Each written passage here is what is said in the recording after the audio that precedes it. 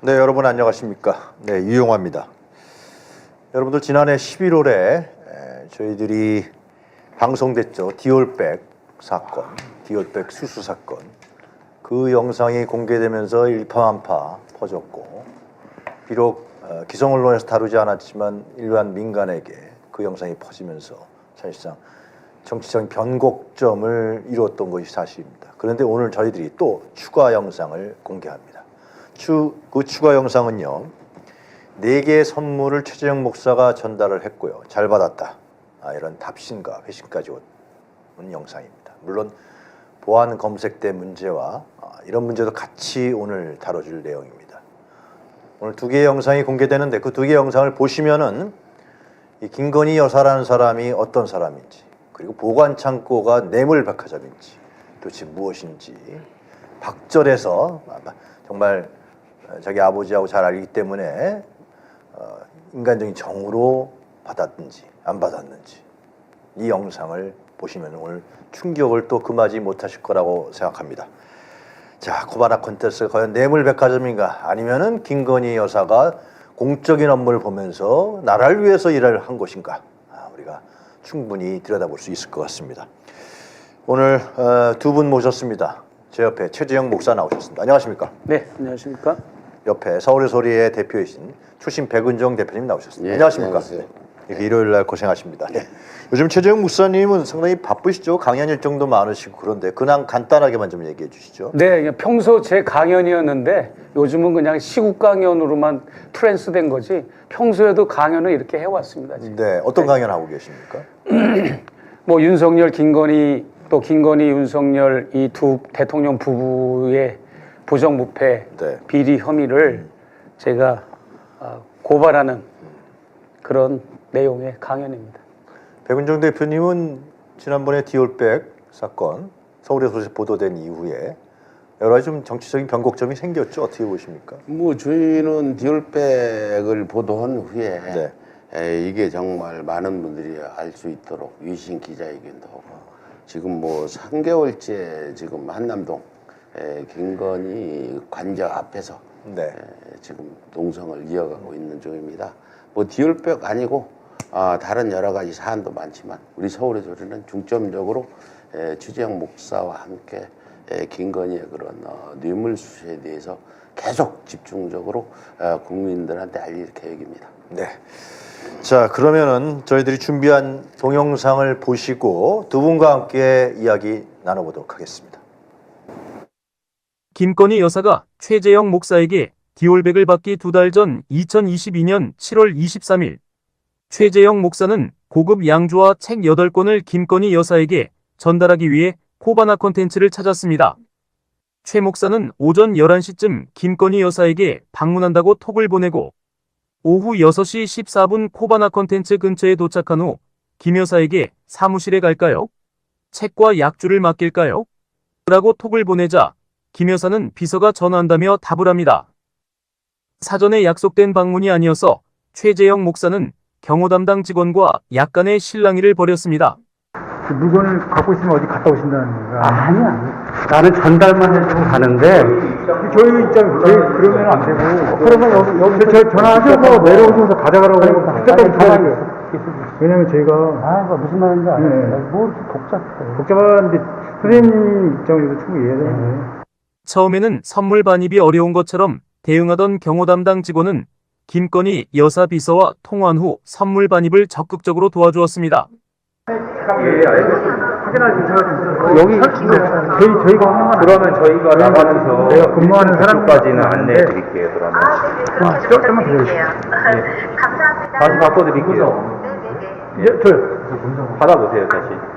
여보세요? 예, 목사님, 저기 1층까지 모셔다 드릴 거예요. 거기다가 맡기면 제일 안전한데, 원래 외부인이 못 들어가서, 제가 말씀 못 드렸는데, 아파트 쪽이에요. 네네네. 그러면은. 안내해 주실 거예요, 경찰분이요.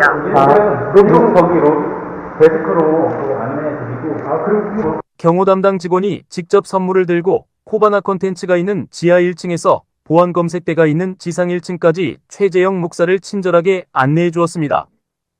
여기서 처리하고 가시면 됩니다. 뭘 작성해? 성함하고 연락처는 여사님께 직접 전달된 책이랑 이제 다른 물건인데 그거를 지금 외부에 뭐 이제 상황이 그래가지고 픽업을 못하니까 내가 전달받기는 아크로비스타 사무실 앞에 여기 거기 갖다 놓으라고 그래서 네네. 갖다 놨는데 경찰들이 보고 다시. 그렇게 하지 말고 일로 갖다 놓으라고 해서 온 거예요. 네네. 그러니까 비서하고 통화도 다 했어요. 이 경찰들이 알겠습니다. 조금 전에 그 인솔해 오신 분이 네네. 이거를 그러니까 누가 보지 않고 네, 뭔 말이에요? 손 대지 않고 잘 그 이제 여사님 쪽 비서들이 찾아갈 수 있게 그 역할을 꼭 해주셔야 돼요. 알겠습니다. 보안검색대 직원에게 안전하게 선물 전달을 부탁한 최재영 목사는 선물을 설명하며 보안검색대의 용도에 대해 직원에게 물었습니다. 이제 거기서 물건 스캔 같은 거는 다 하나 봐요?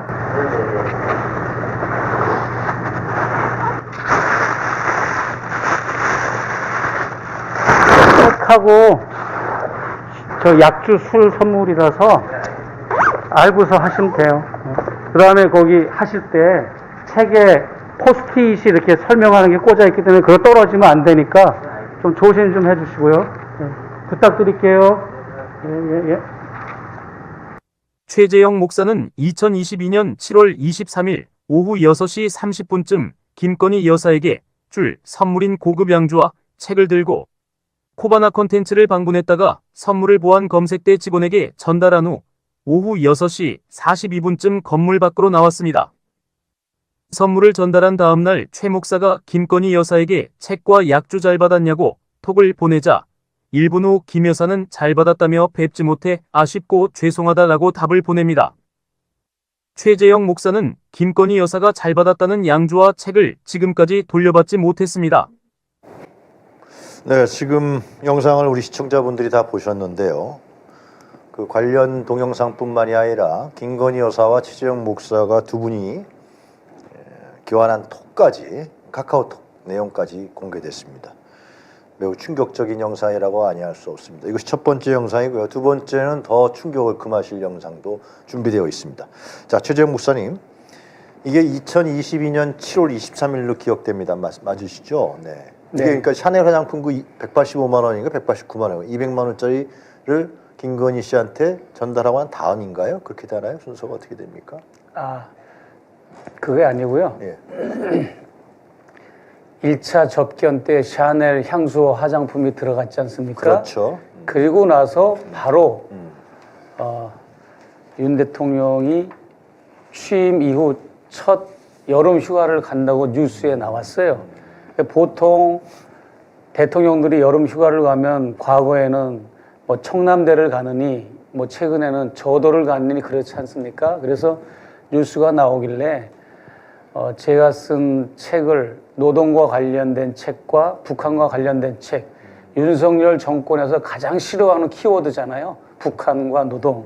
그러나 또 제가 뭐 전태일 실록 1, 2권을 쓴 저자이고 북한의 방북기라든지 이런 전문 서적을 썼기 때문에 그것을 8권을 해서 뭐 대통령이 약주를 좋아하니까 뭐 책만 읽으라면 책 읽겠습니까? 약주하고 곁들여서 읽으시라 하는 의미에서 그 고급 양주와 책 8권을 전달한 거죠. 일주일 전에. 휴가 떠나기 일주일 전에.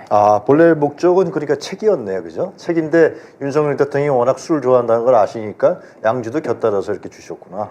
그런 의도보다도 사실 진짜 의도가 있었어요. 뭡니까? 물론 이제 제가 책을 전달하고자 하는 것은 중심이었던 건 맞지만 샤넬 화장품과 샤넬 향수가 180만 원 상당이었거든요. 첫 접견 때. 189만 원 아닌가요? 네네. 그 정도 금액이었는데 적은 금액은 아니잖아요. 고위 공직자 부인들이나 뭐 공직자 배우자가 한 회에 100만 원 이상 혹은 연간 회계연도 1년에 300만 원 이상의 선물을 대가성이든 그냥 순수한 선물이든 그런 선물을 받았을 때는 감사원이나 검찰이나 혹은 권익이나 여러 5개 기관에 신고를 하게 돼 있는데 이 180만 원이라는 샤넬 화장품 세트를 받았다는 것에 저는 사실 충격을 받았고 또 제 앞에서 인사권 금융위원을 임명하는 걸 보고 또 놀랬고 그렇죠. 또 접견하는 태도를 보고 놀랬고 마지막으로 일어날 때 2시간 40분에 접견을 마치고 일어날 때 제가 임기 5년 내에 통일시킬 거예요 라는 그 말에 또 놀랐고, 그래서 뭔가 내가 이 시스템이 상당히 이 정부가 붕괴되고 잘못 돌아가고 있다는 걸 내가 감지를 해서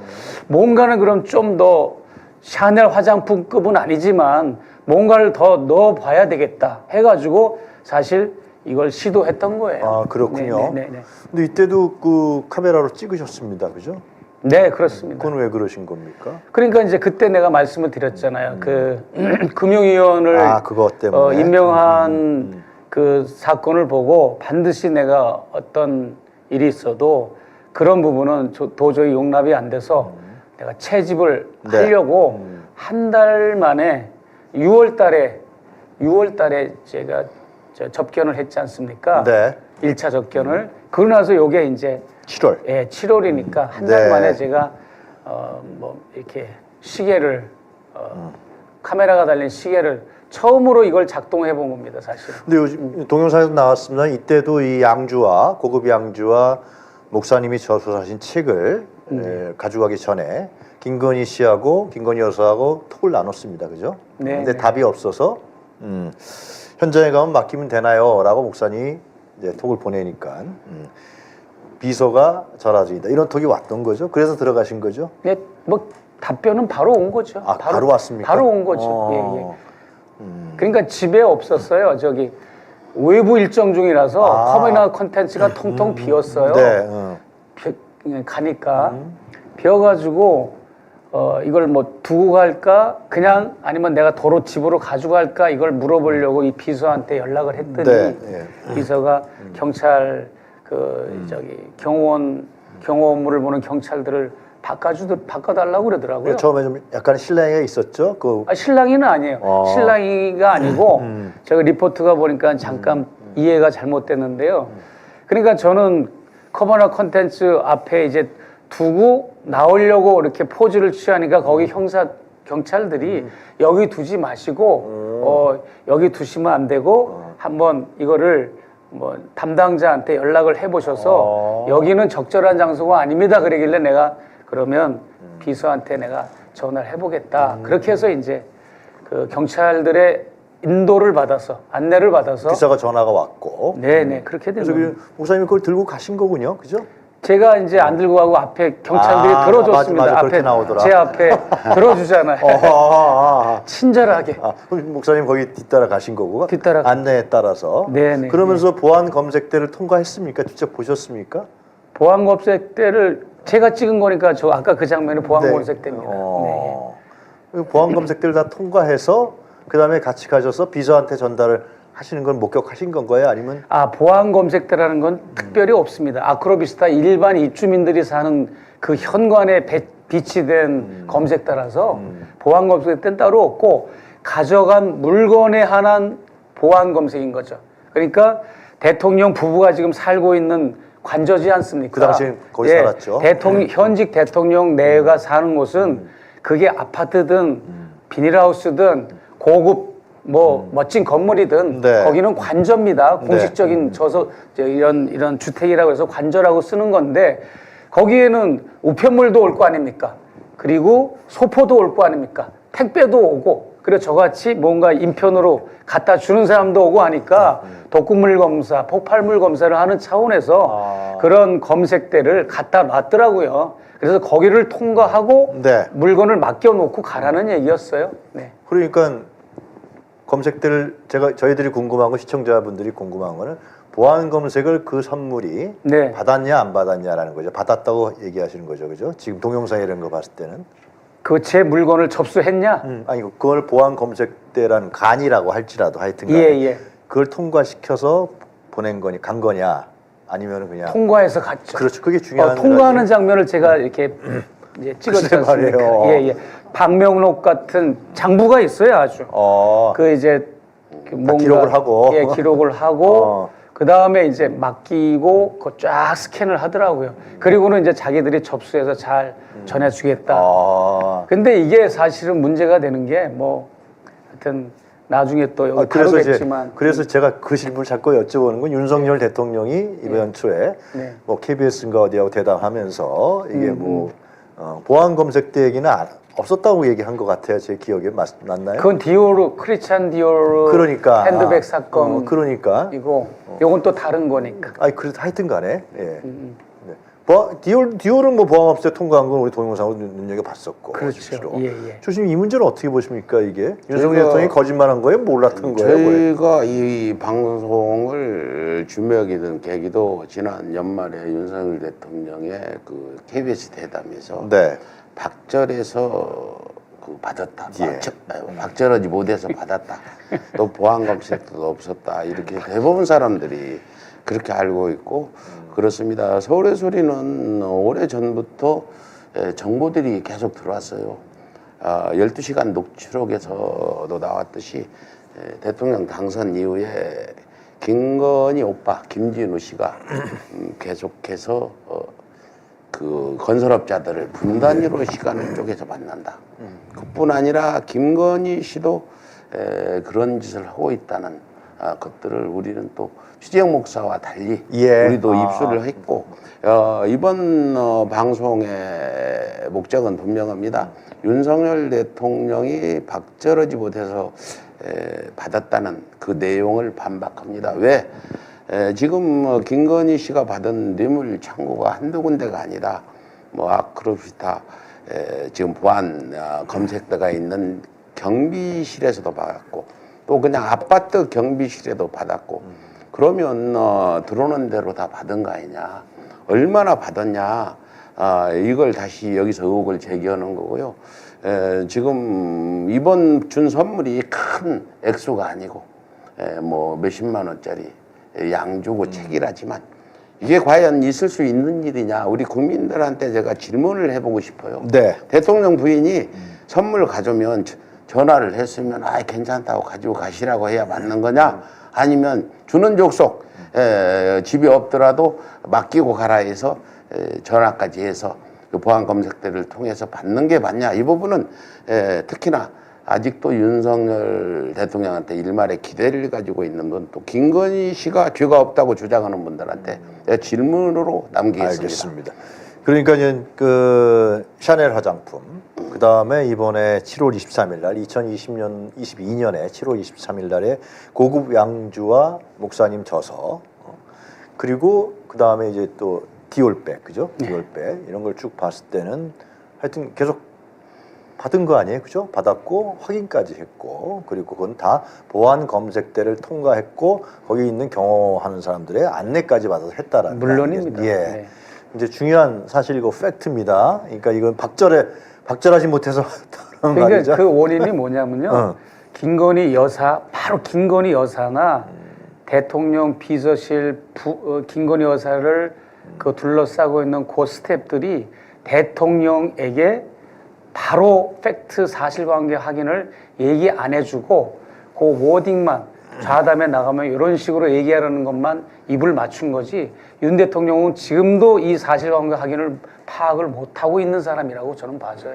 아니 그건 말이 안 되죠. 거기에 그것도 제가 전국에 다 언론에 보도가 됐는데 자기 부인이 아니 이렇게 세세하게 검색대 통과하고 그런 거를 잘 파악을 안 하는 거예요. 그럼 자기가 거기 관저에 사람한테 거기에 검색대가 대해서 있는지 제가 몰랐. 한 말씀 예. 드리고 싶은 건 김건희 씨가 윤석열이 대통령 되기 전에 검사 시절, 중앙지검장 시절, 또 검찰총장 시절 그 사무실은 2010년경부터 있었거든요.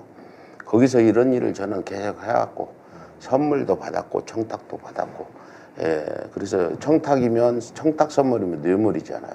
뇌물도 받아왔다고 계속 주장하는 거예요. 이것들이 언젠가는 드러나겠지만 윤석열 대통령이 나는 이걸 모를 리 없다. 좀 심하게 얘기하면 저녁에 만나가지고 오늘 뭐 양주 몇 병 들어왔다. 디올백이 들어왔다. 이렇게 김건희 씨 성격에 감출 사람이 아니다.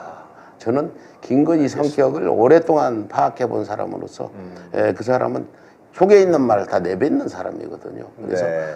최재형 목사님은 윤석열 대통령은 잘 몰랐을 거다 이렇게 말씀하시는 거는 제가 더 분석을 오래 한 사람으로서 알겠습니다. 그건 아닐 거다 이렇게 그게 아니고 말씀드리겠습니다. 지금 유경화 교수님이 착각하시는 게 윤석열 제가 대통령은 착각했나요? 아니 그게 아니라 윤석열 대통령이 말한 거는 검색기예요. 검색기와 검색대는 다른 거예요. 그러니까 윤 대통령이 말한 거는 공항에 우리가 이제 저기 출입국하기 위해서 이륙하기 위해서 이제 들어가잖아요.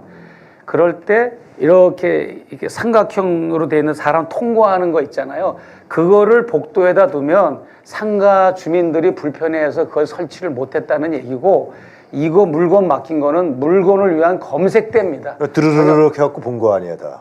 그렇죠. 그 엑스레이인가 뭐가 다 찍어봤을 거 아니에요? 네. 윤 대통령이 말한 거는 하여튼 그 알겠습니다. 사람이 통과하는 검색대 접견을 위해서 내 안에 뭐가 뭐 주머니 시계 같은 거 빼고 접견을 위해서 바로 접견하기 직전에 그 접견자에 대한 검색을 통과하는 거 설치를 말한 거고, 이거는 물건에 대한 거라 혼동이 없었으면 합니다. 그러니까 물건 검색대는 있었던 거예요. 거기에 그렇죠. 제가 한 가지 간단하게 말씀드리면 이제 경호실에서는 이런 문제가 발생하니까 경호실의 책임을 면피하기 위해서 윤석열 대통령한테 검색대도 없었다 이렇게 보고할 수 있는 견성은 있다고 저도 보고 있습니다. 네, 알겠습니다. 하여튼 뭐 그건 추정이니까요. 네. 하여튼간에 물건 검색은 한 거 아니에요? 물건 보안 검색을 했다. 네. 그걸 몰랐다 대통령이 자기 집에 집에 오는 거를. 자, 그럼 이제 두 번째 동영상을 보시면은 여러분들 더 충격이 있으실 것 같은데요.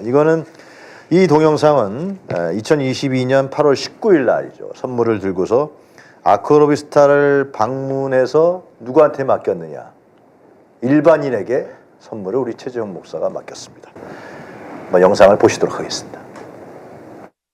최재형 목사는 2022년 8월 19일 윤석열 대통령 취임 100일 선물로 스탠드와 전통주를 들고 코바나 콘텐츠가 있는 아크로비스타를 방문했습니다.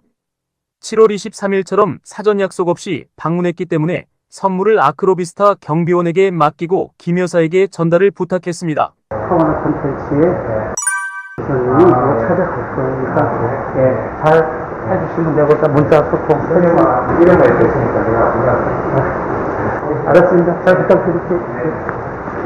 경비원이 김 여사 비서에게 선물을 전달한다는 확답을 듣고 최재형 목사는 아크로비스타를 나왔습니다. 그리고 16일이 지난 2022년 9월 5일에 김 여사 비서로부터 김 여사에게 잘 전달했다는 전화가 옵니다. 요즘 많이 바쁘시죠? 똑같아요. 그냥 네. 폭풍이 한가운데 계셔가지고 얼마나 고생 많으셔요. 아닙니다. 저번에 주신 거는 제가 잘 받아서 전달해 드렸어요. 예. 최재형 목사는 스탠드와 전통주 또한 김 여사에게서 돌려받지 못했습니다. 네, 이거는 그러니까 거기 계신 경비원 분한테 그죠? 전달을 하신 거죠? 사전에 그러면 톡이나 이런 것도 없었습니까, 이거는? 예, 제가 이제 두 번 다 사실 즉흥적으로 가고 싶었던 건데, 즉흥적으로 지난번에는 이제 경찰들도 이렇게 제가 체험을 했잖아요. 이런 시스템으로 지금 뚫렸구나. 네. 이번에는 그냥 여사에게도 비서에게도 일절 사전 연락을 안 하고 불시에 들렸어요. 불시에 들려가지고 빵가게 앞에 경비원 아저씨, 경찰 인력이나 경호 인력이 아닌 그냥 경비 아저씨에게 한번 맡겼어요. 맡기고 여기 맡겼다고 찾아가라고 연락을 했더니 그렇게 하라고 그래서 맡겼는데, 그것도 이제 찾아갔다고 저렇게 비서한테 연락이 왔는데 잘 받았다고. 그런데 이제 이게 중요한 게 뭐냐면, 잘 분석해 보십시오. 이 전기 스탠드는 좀 전자제품이라서 저 안에 도청 장치가 들어가거나 폭발물도 들어갈 수가 있잖아요. 악의적인 사람들이라면. 그 배상 명가주도 액체지 않습니까? 술. 그다음에 아까 그 양주도 역시 술이기 때문에 독극물이나 또 폭발물로 가장할 수도 있는데, 과거 청와대 시절 같으면 이런 거는 감히 꿈도 못 꿨죠. 그렇죠. 근데 이게 일반인을 경유해서 대통령실에서 이것을 접수해 갔다는 거는 그 자체가 저는 더 충격이었다는 걸 확인한 것이었죠. 아니 그러니까 일반인 누구나 네. 그 아크로비스타 관저 거기 가서 경비원 아저씨한테 잘 웃으면서 이거 좀 전달해 주세요. 그러면은 들어갈 수 있다라는 걸 추정하는 거 아니에요? 아, 제가 가서 예를 든다면은 아니 뭐 물론 이제 최 목사님이 그 경비원 아저씨하고 최 목사님하고 전에 알던 사이 아니잖아요. 전혀 모르죠. 예. 근데 그거를 전달하니까는 이후에 이제 뭐 최 목사님 전화하신 것도 아니죠. 비서가 전화가 온 겁니까? 잘 받았다고. 네네네. 이게 참 수시로 제 편이 어떨지 좀 받아 먹었다. 그러면 안 되나 하여튼 받는 게 상당히 상례화돼 있다라는 것을 우리가 이 두 번째 동영상에서 우리가 알 수 있는 것 같습니다. 이게 첫 번째 동영상은 더 충격적인 거죠, 그죠? 그때는 예. 카카오톡이라도 하고 했지만 이건 그냥 부시에 가서 전달했는데 그것도 받았다라고 또 연락이 왔다. 네, 제가 말씀드리고 싶은 거는 뭐 지금 이런 일이 벌어질 줄 알았으면 그때 디올백 살 때 한 3천만 원짜리를 사서 들고 갔으면 더 문제가 좀 심각했을 것 같은데 저희가 말씀드리는 건 계속해서 뭐 선물이 가격이 낮다 이렇게 하시는 분들이 계시는데 대통령 부인, 대한민국 대통령 영부인이 과거부터 현재까지 습관적으로 이런 일을 하면서 대통령 권력을 좌지우지하면서 대한민국이 지금 어디로 가고 있냐. 뭐 여러 가지 문제점이 많지만 이렇게 공사 구분을 못하고 절제할 줄 모르는 사람들이 대통령 부인이고 또 그걸 제대로 알지도 못하고 그걸 또 변명하기 급한 대한민국 대통령이고 이런 심각성을 말씀드리는 겁니다.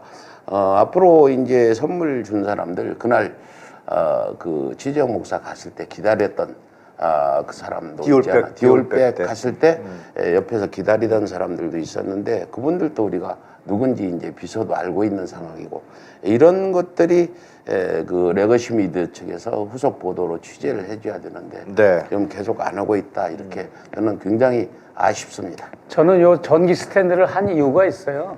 그때 이 어떤 명분이 있어야 되잖아요. 그렇죠. 불시에 들렸지만 명분이 있어야 되는데 이게 취임 100일을 맞이한 그 기념으로 내일이 취임 100일이면 오늘 간 거예요.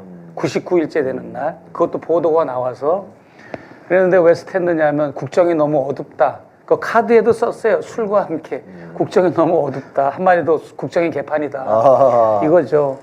그러고 제가 용산의 어느 또 지하의 그 시민단체가 저를 강연 초청을 한 적이 있어요. 취임 100일을 맞이해가지고. 그래서 내가 국정 100일을 맞이해가지고 뭐 칭찬할 게 있죠. 칭찬할 게 전혀 없어가지고 신랄하게 조목조목 논리적으로 내가 거기서 특강을 했어요. 강연을 통해서 국정 100일의 평가를. 그런데 하필이면 그 단체가 행안부 지원을 받는 단체였더라고. 그래가지고 제 그 강연 원고가 올라가는 바람에 아주 그 단체는 아작이 나버렸습니다. 그래요? 그 시민단체 지원금 회수하고 뭐 이렇게 뭐 다 이제 뭐 이제 중단하고 뭐 이런 일이 있었는데 그때도 넌 그런 심정이었죠. 국정을 잘 해달라 하는 의미에서 이제 전기 스탠드 그리고 또 스탠드니까 좀 밝게. 그렇죠. 왜 전기 스탠드를 왜 사가겠습니까? 최재형 목사님의 마음이구나, 그러니까. 그렇죠. 그거를 내가 드러냈고 동묘시장에서 동대문 옆에 동묘시장에 그 벼룩시장에 가서 그 벼룩시장이지만 새 것도 팔거든요. 그래서 케이스까지 해서 담아가지고 카드하고 해서 이렇게 어떤 중복의 의미를 항상 저는 담아서 준 거죠. 자, 그렇다 그러면 이거는 사실상 그 다시 거듭되는 얘기입니다만은 이러한 동영상이라든가 지난번에 디올백 문제, 샤넬 화장품 문제, 그럼 경찰과 검찰, 국민권익위 이런 데서 조사하고 수사를 해야 되는데 전혀 안 하고 있지 않습니까? 지금. 그렇죠. 왜 안 한다고 생각하세요? 그 본질적인 이유 좀 설명해 주세요. 왜 안 한다고 생각하세요? 일단은 뭐 이제 뭐 그 국가 기관들은 뭐 지금 뭐 이제 거의 권력 앞에 뭐 조아려 있는 사람들이고 기관장들이 일단 제가 김건희 여사, 윤석열 대통령 이 부부부터 얘기할게요. 이분들은 이런 김영란법이고 부정부패 방지법이고 이런 거는 너희 서민들이나 지켜 이거예요. 우리 같이 법을 집행하는 사람들은 선물을 받아도 돼. 이런 마인드로 평생 살아온 사람들이에요. 그리고 검사 윤석열과 결혼한 김건희가 2010년도부터 아크로비스타 살고 그 커머너 컨텐츠의 그 이제 어떤 그 사무실을 운영하면서 그 이전에도 전시회를 하면서 130개 업체로부터 후원과 협찬 명목으로 수많은 돈을 받았고, 그 다음에 중앙지검장이나 검찰총장이 되는 과정에서도 20여 개 단체로부터 또 그런 후원과 이런 협찬의 명목으로 이렇게 받았거든요. 그 액수가 적지가 않아요. 그래가지고 하여튼 의혹으로 제시되어 있는 거죠 지금. 아닙니다. 들어보십시오.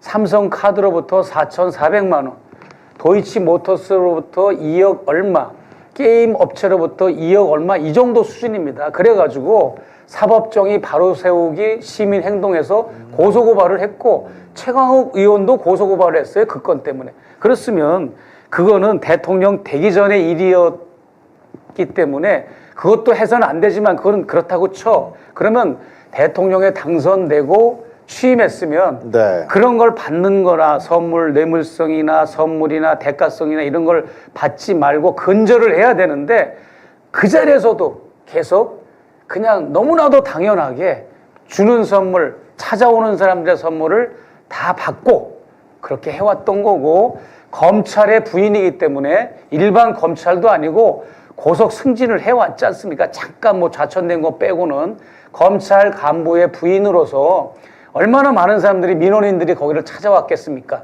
그때 주는 선물들, 또 그때 줬던 대가성 이런 뇌물들, 이런 걸 아무런 스스럼 없이 받아왔고, 그렇음에도 불구하고 검찰 권력을 쥐는 사람이기 때문에 어떤 경찰도 어떤 검찰도 그걸 문제화하지 않았고, 최광욱 의원이나 사법정의 바로 세우기 시민행동이 고소고발한 것도 작년 초에 졌어요. 혐의 없는 걸로 김건희 커머너 컨텐츠 편을 들어줬다고요. 그러니까 그런 맥락에서 제 선물도 받았던 거고, 또 제 다음 접견자들이 가져간 것도 받았던 거고, 제가 몰카 공작이라면 제 다음 접견자들도 제가 동원한 사람들입니까? 아니잖아요. 이건 있을 수가 없는 일이고, 그리고 관저에 들어가서도 백석대 설립자 장중현 박사로부터 1,000만 원 단가 이상의 고급 소나무 분재를 학교 트럭에, 학교 로고가 새겨진 학교 트럭에 관저에 첫 출근을 한 그 달 11월 23일 날 낮 11시 반경에 그 트럭이 딱 도착하니까 한남동 관저 그 큰 대문이 확 열리면서 초병들이 전화를 하니까 쫙 열리면서 그 뇌물성 분재가 들어가서 내려놓고 딱 나오는 게 포착이 됐지 않습니까? 그래가지고 이제 저도 문제 삼고 뉴탐사에서도 보도를 했지 않습니까? 예. 그런 일들을 해왔던 분들이기 때문에 이런 이런 거 가지고 뭐 백 몇백만 원, 그리고 뭐 화장품 뭐 몇백만 원, 이런 잔챙이 선물들, 이거 문제 아니야. 나는 뭐 특활비도 뭐 몇십억도 내가 주무르고 이런데 이것도 문제가 없는데 이까짓 게 뭐 문제야. 아직도 알겠습니다. 그런 마인드입니다. 이 두 내는. 조신님은 왜 검찰이나 경찰이나 국민권익위가 손도 안 대는 건데 이렇게 일파만파퍼지고 아마 다른 정치인이나 대상이었다면 지금 난리가 났을 텐데. 그렇죠. 결론은 지금 윤석열 정부는 검사들이 지금 운영하고 있잖아요. 네. 검사들은 검사 가족은 건드리지 않는다는 불문율을 지금도 지켜주고 있는 것 같아요. 그렇습니다. 한동훈이나 윤석열 가족들이 그렇게 보호를 받고 수사를 받는 거는 어찌 보면 현 시점에서 당연한 것 아닌가. 지금 과연 저는 대한민국에 법이 제대로 작동되고 있는지 의문이 듭니다. 이번 우리가 이 방송을 하면서도 계속 말씀드리지만 이런 것들이 요즘에는 이 사건이 터지고는 뭐 선물이나 뇌물이나 청탁을 안 받을지 모르지만 지금 김건희가 수사를 안 받는 거는 모든 인사들이 김건희를 통해서 지금 이루어지고 있었기 때문에 누가 김건희를 건들겠냐. 한 가지 말씀드릴게요. 지금 국민의힘이 한동훈 비대위원장이 지금 공천을 하고 있잖아요. 이 현역 컷 오프가 안 되고 있어요. 0입니다. 컷 오프 시켜야 될 사람을 다른 지역으로 보내가지고 그 사람을 달래는 그런 상황인데 그것도 하나의 김건희 공천이라고 볼 수밖에 없는 거죠. 김건희가 내가 추측한데 공천 연단을 놓고 지금 어떻게 해야 될지 이걸 윤석열 대통령과 상의를 하고 있지 않을까 이런 추측까지 드는 한동훈이 왜 그 문제 있는 국민의힘 현역 의원들 컷오프를 단 한 명도 못 오고 지금 제로라는 얘기가 나오는데 앞으로는 어떻게 될지 모르지만 그 김건희 특검 관련해서 거기에 주력하기 때문에 그러지 않나 이런 생각이 들고 다시 한 번 더 말씀드리지만 우리가 서울의 소리가 언론으로서 사명을 다하기 위해서 대통령과 그 주변들이 이렇게 부패해 있다는 걸 알리는 그런 차원에서 계속 우리는 그 알고 있는 정보들을 때에 맞춰서 또 이렇게 해갈 거고 대통령 비서실에서 어떤 그런 선물 보관 창고가 있는데 여기서 묻겠습니다. 그 스탠드나 양주, 샤넬 향수, 샤넬 해장품 대통령실에서 얘기했듯이 선물 보관 창고에 보관 뒤에 있는지 보관 뒤에 있지 않은지 답변을 부탁드립니다. 네. 제가 답변을 아까 좀 못 해드려서 잠깐만 답변해 드릴게요. 지금 그 신고를 해야 되는 부서가 검찰, 권익위, 감사원이거든요. 저기 배우자가 공직자 배우자가 신고하면 조사를 해야 하는 기관이. 근데 유철한 국민권익위 위원장이 국회 출석해가지고 야당 의원들이 질책을 하니까 뭐라고 답변을 했습니까? 저희 국민권익위원회에서는 사실상 이 사건을 관여할 권한이 없습니다라고 발뺌을 하고 검찰은 또 검찰대로 관심이 없고 또 감사원은 지금 뭐 대통령의 뭐 감사원이 어떤 견제하거나 그런 기관이 아니라 거의 뭐 시녀 노릇을 하고 있으니까 그런 걸 조사할 리도 없고 해서 지금 감사원, 검찰, 권익위 모두가 지금 대통령 편으로 지금 아주 그 밑에서 아주 측면 지원을 하고 있는 정도 투명한 정부의 그런 감사기관의 역할이 아닌 정부의 그런 우리 국민을 대신해서 이런 역할을 해주고 수사하고 조사하지 않고 지금 오히려 권력을 무서워하고 그런 상황에 있습니다. 예. 지난번에 디올백 보도를 저희들이 했을 때 그 당시에 뭐 지금도 마찬가지지만 몰카 공작이다, 정치 공작이다. 오늘 보도된 나간 두 편의 동영상은 이거 뭐 몰카 공작이다, 정치 공작이다 하기 좀 어려운 것 같아요. 상당히 우연성이 개입돼 있기 때문에 안 그럴까요? 또 이것도 몰카 공작이다, 정치 공작이다 그럴 수 있을까요? 뭐 그게 뭐 개입할 여지는 없겠죠. 이번에 굉장히 우연하게 아주 일상적으로 여사가 여기 장면에 들어왔다면 몰카 공작이라고 그렇지. 그러겠지만 그게 없으니까 뭐. 예. 경비원 아저씨 그냥 받은 거 아니겠어요? 상대적으로 그런 생각이 듭니다. 그 목사님은 근데 지난번 디올백 보도 이후에 또 이번에 갖고 있었던 이런 동영상과 카톡 내용을 지금에 와서 공개하신 이유는 뭐라고 제가 여쭤봐도 되겠습니까? 뭐 지금 와서 공개한 건 아니고요. 네. 처음부터 공개했어요. 아 그래요? 근데 이제 우리 처음에 이거를 했던 우리 기자들이나 그 리포트한 그런 기자들이 리포트한 포커스가 장윤수 기자, 이명수 기자. 뭐이 디올백의 방점이 있었던 것이 여기에는 조금 뭐 좀 혼선도 있었고 관심이 없었던 것 같습니다. 또 김건희 여사가 또 받은 것도 있습니까? 모르겠습니다. 그래요? 없다 그러면 안 되겠죠? 네, 알겠습니다. 예. 뭐 있겠습니까? 또. 지금 요 얘기는 좀 할 필요가 있을 것 같아요.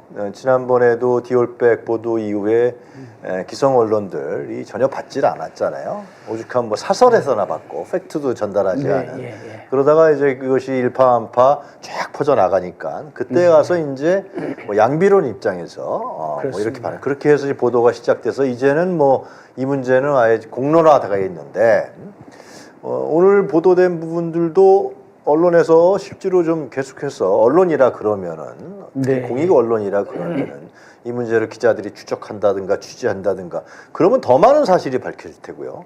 이것이 더 국민들의 공익을 위해서 좋을 텐데 앞으로 언론이 좀 할까요? 어떻게 보십니까? 하도록 좀 우리가 얘기를 강력하게 이런 얘기하는 것이 이제 필요한데. 예. 제가 하나의 이제 선례를 남겼지 않습니까? 위험을 무릅쓰고 그러면 내부 고발자라든지 저 같은 사례자든지 경험자라든지 이런 분들이 이제 연이어서 좀 이렇게 꼬리를 물고 좀 드러나줘야 되는데 워낙 이제 검찰 권력과 이 권력이 정권이 좀 이렇게 엄포를 놓고 아주 횡포 수준의 이런 정권이다 보니까 뭐 7만 8천 원짜리도 기소를 때리고 뭐 김혜경 여사 법카 뭐 그냥 이런 식으로 막 하지 않습니까? 그러니까 뭐 겁들이 나니까 두려우니까 하고 싶어도 못 하시는 거 아닌가 싶습니다. 그래요. 뭐 다른 분은 관두더라도 제가 들어갈 때 제 다음으로 접견하신 분들도 신고할 만 하잖아요. 제보할 만 하잖아요. 안 하고 있잖아요. 제가 보기에는 이제 일반 기자들은 이 특종을 하는 게 이제 굉장히 어렵잖아요. 큰 특종을 한번 하면 기자로서 이제 많이 알려지고. 그렇죠. 그런데 하고 싶어 해요. 그런데 할 수가 없죠. 뭐 KBS나 뭐 이런 다른 조선일보 이런 언론사에서 기자 개인적으로는 이런 걸 알고 싶어하는 그런 것들을 이명숙 기자를 통해서 소식은 전해 듣는데 그 사람들이 해봐야 지원도 또 취재 지원도 안 해줄 뿐더러 해봐야 보도도 안 되고 그럴 겁니다. 기자들하고 가끔 통화도 하는데 기자들이라면 이런 거 취재하고 싶지 않지는 않을 텐데 지금 할 수 있는 여건이 안 되는데 저는 머지않아서 이 김건희가 받은 어떤 뇌물성, 청탁성 이런 것들이 이제 터질 거라고 보고 있고 그걸 지금 제보하고 싶어도 아직 겁이 나서 못 오는 이런 분들이 기다리고 있을 거라고 봅니다. 네, 하여튼 이번 저희 사건 이번에 저희들 보도로 인해서 그 이후에 터져나갈 부분들이 많은데 제 생각에는 아마 권력이 확 기울어지면은 또 기자들이 그냥 달라붙어 갖고 언론인들이 뭐 박근혜 탄핵 때도 그러지 않았습니까? 그렇습니다. 예, 조용히 있다가 하여튼 뭐 그 이전에도 뭐 87년 6월 항쟁 때도 그랬고 항상 언론이 그런 양태를 보였기 때문에 아마 윤석열 김건희 권력이 쇠하게 되면은 사방팔방에서 우리 최재형 목사님한테 전화가 와서 이거 어떻게 된 겁니까? 물어보고 아마 그렇게 되지 않을까 생각이 듭니다. 김건희 여사가 요즘에는 그 공개 행보를 안 하다가 듀얼백 이후부터 공개를 하고 안 하다가 그래서 독일 순방 취소한 것도 결국 김건희 때문에 그런 거 아니냐? 김건희 그런 얘기까지 나올 정도였는데 요즘에는 조금 약간 그 누구죠? 넷플릭스 사장 만나는 장면도 좀 나왔고 슬슬 이제 좀 이렇게 간을 보려고 하는 것 같은 느낌까지 드는데 어떻게 보십니까? 공개 행보 할 것 같습니까? 아니면 계속해서 총선 때까지 조용히 있을 것 같습니까? 제가 볼 때는 뭐 넷플릭스 CEO가 왔을 때 영화배우 이정재 씨도 같이 동행한 그 자리에 대통령하고 그 일행들이 사진을 찍은 게 공개는 됐는데 김건희 여사는 그 사진 영상 안에는 안 들어갔지 않습니까? 그래요? 들어가 있었는데. 이제 예. 뭐 이제 공개적으로 이렇게 드러난 거에는. 그런데 이제 제가 볼 때 넷플릭스 그 건은 김건희 여사가 보고를 받고 김건희 여사가 그 사업을 지시를 하고 했던 그 건이기 때문에 그 프로젝트이기 때문에 김건희 여사가 나왔던 겁니다. 아주 피치 못하게 나왔겠죠. 은폐를 중단하고라도 본인이 그 보고를 받은 겁니다. 넷플릭스 사업 투자금. 왜요? 그럼 본인이 대통령이니까. 알겠습니다. 예. 본인이 대통령이니까 뭐 그런 걸 하고 윤석열 대통령은 사인 머신이라니까 이 결제하는 기계죠. 본인이 다 뭐 관장을 하고 다 좌지우지하고 또 가족들 일가족들이 뭐 비선 라인으로 작동하고 대통령실 직원들은 다 본인들의 사람으로 채워놓고 이러다 보니까 뭐 제2부속실도 필요 없는 거죠. 예. 조신유 인대목에 하신 말씀 없으십니까? 뭐 김건희가 성격이 그렇잖아요. 자기가 모든 일을 주관해서 하지 않으면 직성이 풀리지 않는 그런 성격이라 지금도 집에 있으면서 할 건 다 할 거라고 봐요. 많은 사람들은 아무것도 안 하고 그냥 지금 그 절망 상태에 있을 거라는 그런 생각을 하는 분이 있는데 김건희 같은 사람은 절대 그렇지 않고 챙길 건 다 챙기고 윤석열이 하는 일에 대해서 간섭도 다 하고 열심히 하실 거라고 봐요. 지금 하고 있어요. 예, 그래서 그래요? 네. 예, 공천에도 열심히 관여하고 하는데 이제 많은 사람들이 선거 얘기하는데 서울의 소리는 우리가 이걸 방송을 하면서 총선에 누가 이익을 보라고 방송한 것도 아니고 앞으로 우리가 계속 이제 천공 등등 얘기할 건데 선거에 관계없이 우리는 그럼요. 윤석열, 김건희의 추악한 비리들, 범죄 행위들을 폭로하는 거고, 우리가 총선을 위해서 뭐 이거 하겠다는 건 절대 아니다. 저 국민의힘에서는 총선을 앞두고 이렇게 뭐 공작을 꾸미놨지 않았는데 우리는 총선과 무관하게 계속 해왔던 일이고 앞으로도 계속 해야 될 거다 그렇습니다. 네. 우리가 어느 정당의 총선에 승리를 하기 위해서 우리가 거기에 보도를 한다는 건 보도 윤리에도 맞지 않는 거고 우리는 5년 전부터 김건희, 윤석열 또 지원선까지 일가의 비리를 폭로해온 언론으로서 계속해서 우리가 알기만 알면 시와 때 상관없이 여러분들께 보도를 할 거라는 걸 다시 말씀드립니다. 네. 최 목사님 뭐 오늘 말씀 많이 하셨습니다만 간단하게 마지막으로 정리 좀 부탁드릴까요? 예, 김건희 여사가 잠적하는 기간에도 여러 가지 일을 했는데 첫째 증거가 저와 관련된 일을 하셨어요. 뭐냐면 대통령실 출입 기자들한테 찌라시라는 일명 찌라시라는 게 돌잖아요. 이 보도가 나간 바로 며칠 있다가 이제 첫 찌라시가 돌았는데 계속 돌아서 지금은 4차 찌라시가 돌았어요. 그 찌라시는 김건희 여사와 나만 아는 내용을 가지고 찌라시가 만들어졌어요. 그렇기 때문에 김건희 여사는 지금도 뭔가 자기 변명과 합리화를 위해서 네. 저하고 카톡 대화 나누는 것 중에 제가 약간이라도 허점이 있다든지 그런 빈 구성을 찾아가지고 그걸로 문구를 만들어가지고 기자실에 배포를 했더라고. 잠적한 이후에도. 그러니까 지금 뭔가는 일을 안 하는 게 아니라 우리 눈에 보이지만 않을 뿐이지 그런 일을 하고 있고 저는 단언코 공천하는 거에도 분명히 김건희 여사가 관여를 하고 있다라고 분명히 생각을 합니다. 네. 그리고 그 근거도 찾으려면 얼마든지 찾을 수 있습니다. 예. 알겠습니다. 네. 29일 날이죠. 제 의결이 국회 본회의. 그렇습니다. 예, 거기를 향해서 달려가고 있다. 뭐 그런 말씀이신 것 같아요. 그렇습니다. 네. 제가 근데 저기 네. 질문 드리면 아까 얘기했듯이 찌라시를 나는 한 번만 알고 있는데 4번이나 4번이나 지금 저한테 입수된 건 4번입니다. 기자들이 보내줘요 그런 찌라시들. 그러면요. 뭐 대통령실 기자들도 저 아는 사람이 많죠. 원래 개인적으로도 그렇고. 그 증권과 찌라시는 돈을 많이 내야 볼 수 있는 그런 찌라시도 있다던데. 4편이 나왔습니다. 지금까지 4편의 찌라시가. 그거 언제 한번 공개하면 좋겠네요. 뭐 할 수 있죠. 뭐. 알겠습니다. 자, 여러분들 오늘 일요일 날 맞아서 저희들 최재형 목사와 그리고 백은정 대표님 모시고 했던 특별 방송 어떻게 보셨습니까? 오늘 제목이 뇌물백화점이라고 그랬는데요. 이걸 범죄 혐의와 연결하면 작물보관죄가 됩니다. 그때 전현희 전 국민권익위원장이 아직도 그것을 보관하고 있다 그러면 그건 작물보관죄라고 나와서 맞습니다. 국민권익위원장이 얘기를 했던 걸 맞습니다. 제가 기억하는데요.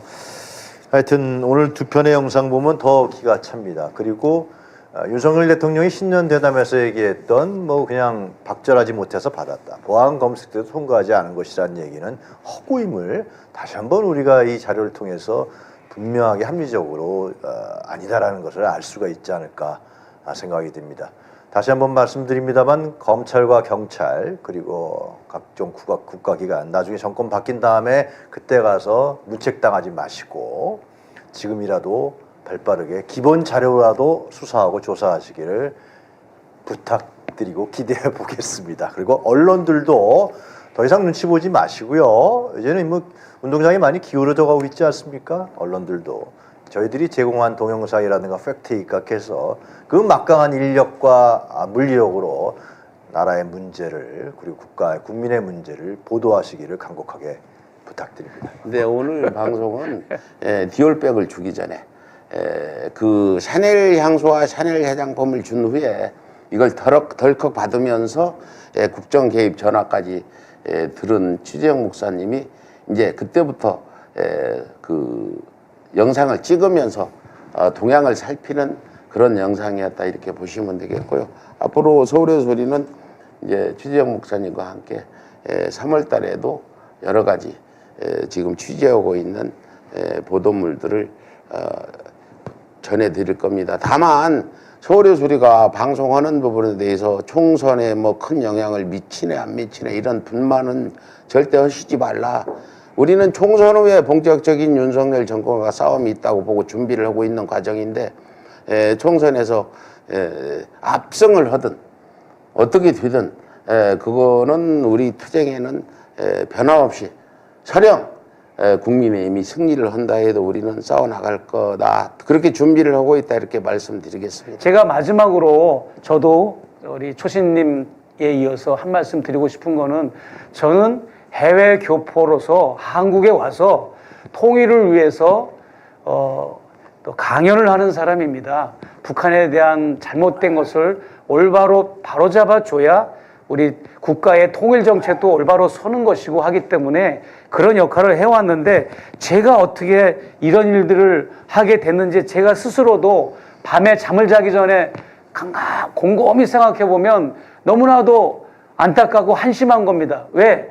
한국에는 2만 명의 기자가 있다고 하는데 그 기자분들은 뭐하고 이런 일들이 나한테까지 이 차지가 왔는지 제 눈에는 막 보이거든요. 저는 기자가 아니지만 제 눈에는 이 권력이 부조리가 보이고 구멍이 뻥뻥 뚫린 게 보이는데 2만 명의 레거시 미디어 신문방송 기자분들한테는 안 보이는 것 같아요. 그래서 좀 권력을 견제하고 감시하고 권력의 부조리를 파헤치는 일에 뉴미디어, 대한언론 여러분들 또 기존의 레거시 미디어, 주류 언론 여러분들 모두가 열심히 그렇게 띄워주시면 우리나라는 더 잘되고 윤석열 정권을 싫어하든 미워하든 이 5년의 임기를 맡은 이 정권이 정말 잘 되지 않겠습니까?